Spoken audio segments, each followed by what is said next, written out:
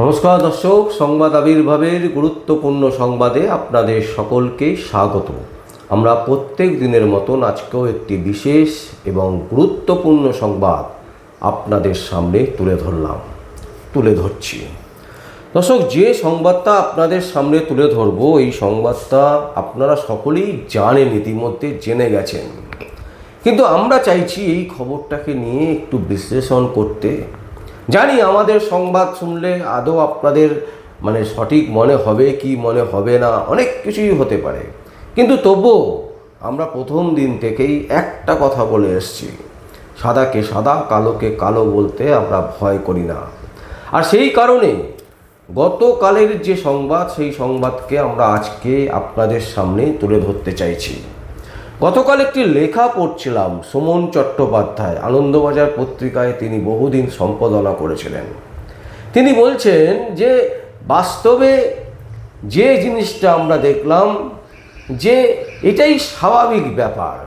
শুভেন্দু অধিকারী শতাব্দীর বাড়িতে বসে একেবারে মেজাজে গল্প করছেন, আর সেখানে সেই সমস্ত সাংসদরা যারা মমতা ব্যানার্জির সাথে থাকতেন সব সময় মমতা ব্যানার্জিকে মা বলতেন, সেই সমস্ত সাংসদরা মমতা ব্যানার্জিকে নিয়ে টিটকিরি করছেন।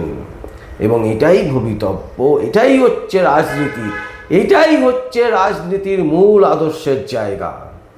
ভাবুন, একজন সাংবাদিক, তিনি সুমন চট্টোপাধ্যায়, তিনি এই ধরনের কথা তার ফেসবুক পেজে লিখছেন যে এটাই নাকি রাজনীতি। রাজনীতি মানে হচ্ছে কেউ কারণ নয়, রাজনীতি মানে হচ্ছে ওকে ল্যাং মারো, সে তাকে ল্যাং মারো, রাজনীতি মানেই হচ্ছে ল্যাংটা নাচ দেখো। এই ধরনের কথা তিনি বলতে চাইছেন, আর সেই কারণে এই ধরনের মানুষের জেল যাত্রা হয়। দেখুন, জেল যাত্রাটা বড় কথা নয়, বড় কথা হচ্ছে কিসের জন্য জেল যাত্রা, সেটা কিন্তু বড় কথা।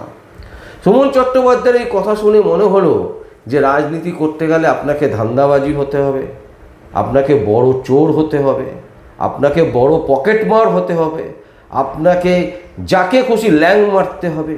এইগুলো যদি আপনি জানেন, তাহলেই আপনি একজন বড় রাজনীতি নেতা। সেই কারণেই শুভেন্দু অধিকারী এখন রাজ্যের মুখ্যমন্ত্রী। এটাই কিন্তু স্পষ্ট করে বলতে চেয়েছেন তিনি। আমাদের যেটুকু মনে হয়েছে তার লেখাটা পড়ে, পুরো লেখাটা আমরা পড়েছি কালকে, পড়ার পর আমাদের এটাই মনে হয়েছে, চোর, জোচ্চোর, ডাকাত, চিটিংবাজ, রেপার, যারা রেপ করেন, এই সমস্ত মানুষজনই রাজনীতি নেতা নেত্রী হন। যারা মানুষকে প্রতারণা করেন, যারা মানুষকে প্রতারণা করতে ভালোবাসেন, তারাই রাজনীতি নেতা নেত্রী হন। ভাবুন, একটা বহুল সংবাদ মাধ্যম প্রচারিত, যাকে মানুষ অন্ধের মতন বিশ্বাস করে, সেই সংবাদপত্রের একজন লেখক, একজন প্রাক্তন সম্পাদক, তিনি এই ধরনের কথা বলছেন, এই ধরনের কথা লিখছেন এবং বলছেন এটাই স্বাভাবিক, এটাই ভবিতব্য, রাজনীতি নেতা নেত্রীরা কারোর হয় না।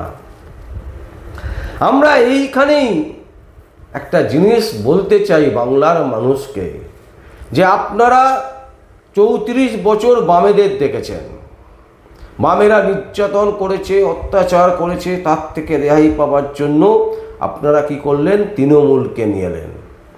তৃণমূল 15 বছর ধরে নৃশংস অত্যাচার চালালো, তারা কিছু করলো না। আপনাদের মনের মধ্যে রাগ হলো, আপনারা মনে করলেন যে এই রাগেই আমরা তৃণমূলকে সরাবো। আপনারা কি করলেন? তৃণমূলকে সরিয়ে ব্যাপক ভোট দিয়ে বিজেপিকে নিয়ে এলেন। দেখুন, বিজেপি আসার পর প্রথম বিজেপি কি করলো সেটা আগে দেখুন। মাত্র 1 মাস সময়ের মধ্যে, প্রথম 1 মাসের মধ্যে তারা 58টা জালি বিধায়কদেরকে নিজেদের কাছে টেনে নিল। তারপর প্রায় 16 থেকে 17 জন লোকসভার সাংসদ, তাদেরকে নিয়ে ভোট দেওয়া করাচ্ছে সাংসদে। তাদেরকে টেনে নিয়ে বলছে যে দেশের উন্নতির জন্য আমরা তোমাদেরকে নিচ্ছি। এইবার যারা চলে গেল তারা কি বলছেন? বলছে সব দুর্নীতি মমতা ব্যানার্জি, অভিষেক ব্যানার্জি করেছেন, সমস্ত দুর্নীতি, জালিয়াতি, চিটিংবাজি, রেপ, সব কিছু মমতা ব্যানার্জি আর অভিষেক ব্যানার্জি করেছেন। বাকি এই যে 58 জন আর এই যে সাংসদ 16 জন চলে গেল, এরা নাকি সবাই তুলসী পাতা, ধোয়া তুলসী পাতা। তো গতকালের ঘটনাটা নিয়ে আপনাদেরকে একটা জিনিস জানাই দর্শক। একটি বিশেষ সূত্র মারফত এই সংবাদ আমাদের কাছে এসে পৌঁছেছে, যেটা অনেক বড় বড় সংবাদ মাধ্যমই চেপে গেছে। আমরা আপনাদের সামনে তুলে ধরছি। বলছে কি যে সেফ দল বদল নয়, জোড়া ফুল ছাড়ার আগে বিজেপির শীর্ষ নেতৃত্বের কাছ থেকে নিজেদের রাজনৈতিক ভবিষ্যৎ নিশ্চিত করতে একগুচ্ছ সুনির্দিষ্ট সত্য প্রতিশ্রুতি আদায় করে নিয়েছেন এই দল বদলু সাংসদরা। আসুন এই নিয়ে আমরা একটা ছোট্ট প্রতিবেদন দেখাই আমাদের চ্যানেলে, যেটা দেখলে বুঝতে পারবেন গতকাল কি ঘটেছিল। দেখুন, সেফ দল বদল নয়, জোড়া ফুল ছাড়ার আগে বিজেপির শীর্ষ নেতৃত্বের কাছ থেকে নিজেদের রাজনৈতিক ভবিষ্যৎ নিশ্চিত করতে একগুচ্ছ সুনির্দিষ্ট শর্ত ও প্রতিশ্রুতি আদায় করে নিয়েছেন এই দল বদলু সদস্যরা। সোমবার দুপুর থেকেই দিল্লির রাজনৈতিক অলিন্দে শুরু হয়ে গেছিল দল বদলের ইতিহাসের অন্যতম বড় মহানাটক। কেন্দ্রীয় পরিবেশ মন্ত্রী তথা পশ্চিমবঙ্গের পর্যবেক্ষককে ভূপেন্দ্র যাদবের দিল্লির বাসভবনে আয়োজিত এই হাই ভোল্টেজ বৈঠকে উপস্থিত ছিলেন বিজেপি সাংসদ নিশিকান্ত দুবে এবং পশ্চিমবঙ্গের নারদা কাণ্ডে যুক্ত মুখোশের আড়ালে চিটিংবাজি মুখ্যমন্ত্রী শুভেন্দু অধিকারী স্বয়ং। তবে সে দল বদল নয়, জোড়াফুল ছাড়ার আগে বিজেপির শীর্ষ নেতৃত্বের কাছ থেকে নিজেদের রাজনৈতিক ভবিষ্যৎ নিশ্চিত করতে একগুচ্ছ সুনির্দিষ্ট শর্ত ও প্রতিশ্রুতি আদায় করে নিচ্ছেন এই সাংসদরা। সাংসদদের 3টি প্রধান শর্ত ছিল। প্রথম শর্ত, যেটা 2029 লোকসভা ভোটের টিকিট নিশ্চিত করা। 2029 লোকসভা ভোটের টিকিট নিশ্চিত করা। বিদ্রোহী সাংসদদের প্রথম ও মৌলিক দাবি হল আগামী 2029 সালের লোকসভা নির্বাচনে তাদের সংশ্লিষ্ট কেন্দ্র থেকে প্রার্থীপদ এখনই নিশ্চিত করতে হবে। দল বদল করে যাতে রাজনৈতিক ভবিষ্যৎ অন্ধকারে না চলে যায়, তার জন্য আগাম টিকিট গ্যারান্টি চেয়েছেন প্রত্যেকেই। 2 নম্বর হচ্ছে কেন্দ্রীয় নিরাপত্তা। তৃণমূল ছাড়ার সঙ্গে সঙ্গেই সরকারের সমস্ত নিরাপত্তা চলে যাবে এবং বাংলায় পা রাখা মাত্রই রাজনৈতিক আকচাকচির মুখে পড়তে হতে পারে, এই আশঙ্কা রয়েছে তাদের মনে। তাই প্রত্যেকেই দিল্লি হাই লেভেলের কেন্দ্রীয় নিরাপত্তার দাবি করেছিলেন। 3 নম্বর হচ্ছে পদ ও চেয়ারম্যানের কুর্সি। বিদ্রোহী সাংসদদের মধ্যে এক প্রভাবশালী নেত্রী বা সাংসদ শুধু টিকিট বা নিরাপত্তাতেই সন্তুষ্ট নন। সূত্রের দাবি, তিনি আশা করছেন বিজেপিতে যোগ দেওয়ার পুরস্কার হিসাবে খুব শীঘ্রই কেন্দ্রীয় সরকার কোনো বড় কমিশন বা কর্পোরেশনের চেয়ারম্যান পদের কুর্সিও তার ঝুলিতে আসবে।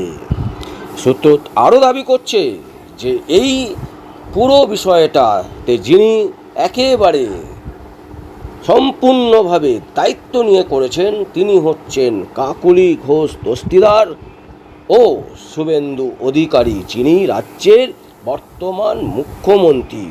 তাহলে প্রশ্নচিহ্ন তুলে দিল, এই যে একটা বিরাট সংখ্যক সাংসদরা বিজেপিতে যোগদান করছেন সাংসদ হিসাবে, তারা আইন পাস করাবার জন্য প্রধানমন্ত্রী নরেন্দ্র মোদীর নির্দেশে শুভেন্দু অধিকারী যে খেলাটা খেললেন, এই খেলার ফলে আগামী দিনে বাংলার ভবিষ্যৎ যে আরও অন্ধকারে চলে গেল, এটাই কিন্তু বিশিষ্ট মহল এবং রাজনৈতিক গবেষণা যারা করেন তারা কিন্তু এটাই বলছেন যে শুভেন্দু অধিকারী একটা সময় মমতা ব্যানার্জির নেতৃত্বে সিঙ্গুরকে বাংলা থেকে তাড়িয়েছিল। সেই ভুল তিনি পরবর্তীকালে স্বীকার করেছিলেন এবং তিনি বলেছিলেন যে মমতা ব্যানার্জির নেতৃত্বে তিনি সেই ভুলটা করেছিলেন, তিনি আর কখনো এই রকম ভুল করবেন না। কিন্তু রাজনৈতিক মহলের বহু বিশিষ্ট মানুষজন তারা বলছেন যে শুভেন্দু অধিকারী নিজের স্বার্থকে চরিতার্থ করার জন্য প্রাক্তন মুখ্যমন্ত্রী মমতা ব্যানার্জির সাথে যে শত্রুতা, সেই শত্রুতাকে চরমে পৌঁছে নিয়ে গেলেন। এবং শুধু তাই নয়, সেই শত্রুতাকে তিনি একেবারে চরম আঘাত করার জন্য রাজ্যের যে বিরাট ক্ষতি করলেন, এই ক্ষতির মাসুল তাকে একদিন না একদিন গুনতে হবে। দর্শক, দেখলেন আপনারা যে সাংসদরা চলে যাচ্ছেন, যারা সাধারণ মানুষের ভোট নিয়ে জিতলেন, যাদেরকে বিজেপি চোর বললেন, যাদেরকে বিজেপি বললেন যে তৃণমূল কংগ্রেসের জন্য দরজা বন্ধ, শ্রমিক ভট্টাচার্য রাজ্যের সভাপতি, শুভেন্দু অধিকারী রাজ্যের মুখ্যমন্ত্রী, তারা বললেন তৃণমূলকে আমরা নেব না। অথচ বিধানসভার 58 জন বিধায়ককে নিয়ে নিলেন, আবার এদিকে 16 জনকে নিয়ে নিলেন সাংসদ। 16 জন সাংসদের মধ্যে কারা কারা আছেন তাদের নামটা আমরা আপনাদের সামনে বলি। এবং এনারা যখন রাজ্যে ফিরে আপনাদের সংসদ এলাকাতে যাবেন, আপনাদের সঙ্গে যখন কথা বলতে যাবেন, আপনারা কি ব্যবস্থা নেবেন সিদ্ধান্ত আপনাদের। যে এই ধরনের পাল্টিবাজ যারা যারা চিটিংবাজ, মানুষের সাথে যারা প্রতারণা করেন, তাদের দায়িত্ব তাদেরকে কিভাবে বুঝিয়ে দিতে হয় সেটা যদি এখনই না করতে পারেন, তাহলে এই যে শুভেন্দু অধিকারীর 5 বছরের যে পিরিয়ড তিনি মুখ্যমন্ত্রী থাকবেন, এই 5 বছর বাংলা বিক্রি হয়ে যাবে। আমরা একেবারে স্পষ্টত আপনাদের সামনে বলে রাখছি।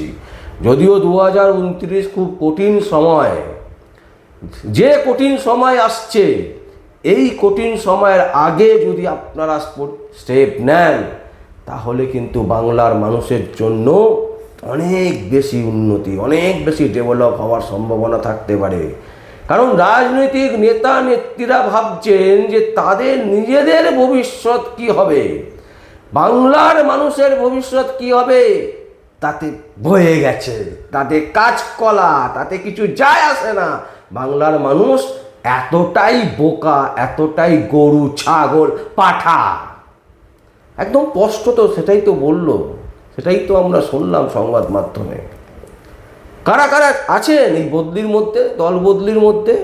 আছেন কাকলি ঘোষ দস্তিদার বারাসাত থেকে, অসিত মাল বোলপুর থেকে, জগদীশ বসুনিয়া কোচবিহার থেকে, পার্থ ভৌমিক ব্যারাকপুর থেকে, ইউসুফ পাঠান বহরমপুর থেকে, খলিলুর রহমান জঙ্গিপুর থেকে, প্রসূন বন্দ্যোপাধ্যায় হাওড়া থেকে, বাপি হালদার মথুরাপুর থেকে, কালীপদ সোরেন ঝাড়গ্রাম থেকে, ডক্টর শর্মিলা সরকার বর্ধমান পূর্ব, দেব অধিকারী ঘাটাল, আবু তাহের খান মুর্শিদাবাদ, শতাব্দী রায় বীরভূম, জুন মালিয়া মেদিনীপুর, অরূপ চক্রবর্তী বাঁকুড়া, রচনা বন্দ্যোপাধ্যায় হুগলি, আর এর সাথে আরও একজন যুক্ত হতে চলেছে, তিনি হচ্ছেন সায়নী ঘোষ। যে সায়নী ঘোষকে নিয়ে বিজেপি এত আপত্তি ছিল, সেই সায়নী ঘোষও এখন মুগের নাড়ু হয়ে গেছে বিজেপির কাছে। তাহলে কি তার মানে এই যে বিজেপি, এই যে তৃণমূল, এরা সবাই বাংলার মানুষকে বোকা বানাচ্ছে, বোকা সাথে ডট ডট ডট বানাচ্ছে, এবং বাংলার মানুষ বোকা বেনেছে। আজকে 1 মাসের মধ্যে যদি শুভেন্দু অধিকারীর এই মুখটা দেখা যায় যে তিনি বিধানসভায় 58 জনকে টেনে নিচ্ছেন, যাতে বিধানসভায় কেউ প্রতিবাদ করতে না পারে। কোনো প্রতিবাদই যদি না হয়, বিধানসভায় একের পর এক আইন পাস হবে, সংসদে পাস হবে, যে আইনগুলোতে কোনো রকমের কেউ জানতেই পারবে না। সংবাদ মাধ্যমকে টাকা দিয়ে কিনে রেখে দেবে, তাদেরকে বের করতেই দেবে না কোনো সংবাদ, কারণ সংবাদ মাধ্যম ভেতরে ঢুকতে পারে না, তাদের একটা নির্দিষ্ট জোন আছে, সেই জোনেই থাকতে হবে। যার ফলে একের পর এক আইন ভারতবর্ষের সাধারণ মানুষের খেটে খাওয়ার যে নিশ্চিত যে আইন, সেই আইনকে বিলুপ্তি করে দেবে। যে আইনের মাধ্যমে বাংলার মানুষ তথা ভারতবর্ষের মানুষ স্বাধীনভাবে কথা বলতে পারে, সেই কথা বলাকে বাকরুদ্ধ করে দেওয়া হবে। যে আইনের মাধ্যমে রাজ্যের মানুষ, সাধারণ মানুষ থেকে শুরু করে ভারতবর্ষের মানুষদেরকে তারা কি করবে, যে প্রতিবাদের যে ভাষা, সেই ভাষাকে বন্ধ করে দেবে। আর আপনি প্রতিবাদ করলেই আপনাকে অ্যারেস্ট করে বলে দেওয়া হবে আপনি হচ্ছেন দেশদ্রোহী, দেশ বিরোধী। এই জায়গায় চলে যাচ্ছে, এই জায়গায় এখন পর্যন্ত চলে গেছে। তাই যাদের নাম বললাম আমরা, যে সমস্ত সাংসদদের নাম, দয়া করে তারা যখন আপনাদের সংসদ এলাকায় আসবে, আপনারা দয়া করে একটু বুঝে নিন যে আপনাদের সাংসদ বিজেপিতে গিয়ে আপনাদের জন্য কি করবেন। কারণ আপনাদের ভোট নিয়ে তো তারা জিতেছে, তারা প্রতিশ্রুতি দিয়েছিল, এমনকি বিজেপি বলেছিল এরা চোর, তারপরেও আপনারা এদের সাথে ছিলেন, এদের সাথে এদেরকে ভরসা করে আপনারা ভোট দিয়েছিলেন। আর সেই ভোট পাওয়ার পর এখন পাল্টি, এমনকি নিজেরা নিজেদের ভবিষ্যতের কথা ভাবছেন, বলছে 2029-এ টিকিট যাতে কনফার্ম থাকে সেটা সিদ্ধান্ত করে দিতে হবে এখনই কেন্দ্রীয় সরকারকে, কেন্দ্রীয় নেতৃত্বকে এখনই কনফার্ম করতে হবে। আপনারা যাতে ওনাদের ওপর চড়াও না হতে পারেন তার জন্য কেন্দ্রীয় বাহিনী দিতে হবে তাদেরকে। ভাবুন, কিন্তু আপনাদের কথা তো একবারও বললো না যাতে আপনাদের যাতে কোনো কাজ যাতে বাধা না হয়ে দাঁড়ায়, আপনাদের জন্য, সাধারণ মানুষের জন্য আমরা কাজ করব, সাধারণ মানুষের কাজের জন্য কোটি কোটি টাকা আমাদের দরকার, সেই টাকা আপনারা ফান্ডে দিন যাতে আমরা সাধারণ মানুষের উপকার করতে পারি। সেই দাবি কি একবারও এই একটা সাংসদ রেখেছেন? রাখেননি, রাখবেনও না, কারণ তারা তাদের নিজেদের ভবিষ্যতের কথা ভাবছেন। আর আপনারা যারা বিজেপি করেন, যারা তৃণমূল করেন, যারা তৃণমূলকে বাঁচাবার জন্য লড়াই করেন, যারা বিজেপিকে বাঁচাবার জন্য, বিজেপিকে ওপরে তোলার জন্য, বাংলায় জিতিয়ে আনার জন্য যারা লড়াই করেন, তাদের কথা কিন্তু এই সমস্ত সাংসদরা কেউ ভাবছে না। তারা ভাবছে নিজেদের পকেটে কত মাল ঢুকলো। দর্শক, আমরা আপনাদের সামনে এই সংবাদ তুলে ধরলাম। যদি আপনাদের কোনো বক্তব্য থাকে, কোনো কমেন্টস থাকে, অবশ্যই আপনারা কমেন্ট বক্সে কমেন্ট করবেন। আর দেখতে থাকুন পরবর্তী সংবাদ আবির্ভাবে। আমার নাম বিশ্বজিৎ পাল, সংবাদ আবির্ভাবের জন্য।